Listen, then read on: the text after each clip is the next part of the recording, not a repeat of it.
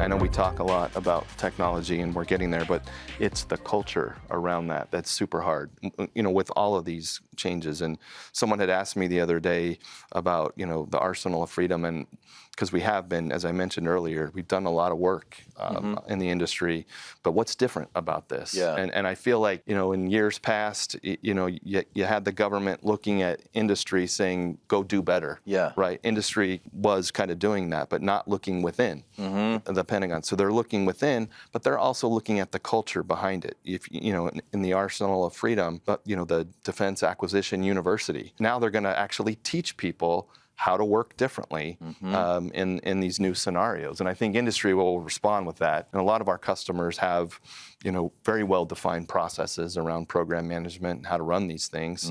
But now is a great opportunity to help with that culture change, help kind of do programs differently, think value stream as we're going through this. And I think that'll help. But, it feels different in a lot of ways, but that was one that kind of popped out in my head, that we're being very thoughtful in setting the conditions for success with this policy. Yep. Yeah. I mean, that was the other piece that I always admired about Congressman Rob Whitman and the vision that he's articulating. Is that there's been too much reverence for the processes and not enough focus on outcomes. And what can we do to accelerate those outcomes? There's that phrase, politics is downstream from culture. But I would say that, in many ways that software capabilities are downstream from organizational culture.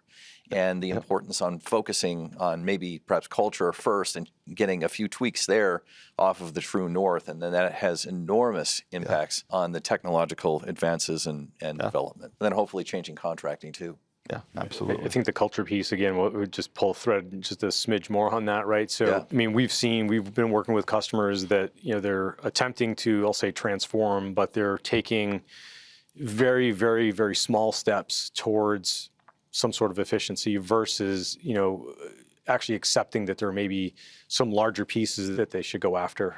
And actually, part of that is being risk adverse. Part of that is actually worried about actually trying to figure out exactly where the benefits are going to come from, how are they actually going to measure those benefits, so on and so forth. So I think that's another area where I think, again, we've got some history, we've got some lessons that we've learned, we've got some scars from programs that we worked on in that manner. And I think that's again where we help, and it's a no-cost help that we can provide to actually help them think through, take a bigger swing or a bigger bite of the apple here, because I think with the things you're taking on are probably so small in benefits and outcomes. Yeah. And a lot of that is it's hard to tell that story of value. And so I kind of want to put a plug in here for our value assessment that we do with customers. It's an outstanding way to kind of look at the whole value stream and kind of evaluate where they're at. I think that's resonated super well. And then what we're working on is taking that to the next level, from a program perspective, to kind of do that high level, but then roll the sleeves up, work with the program, understand risks and opportunities,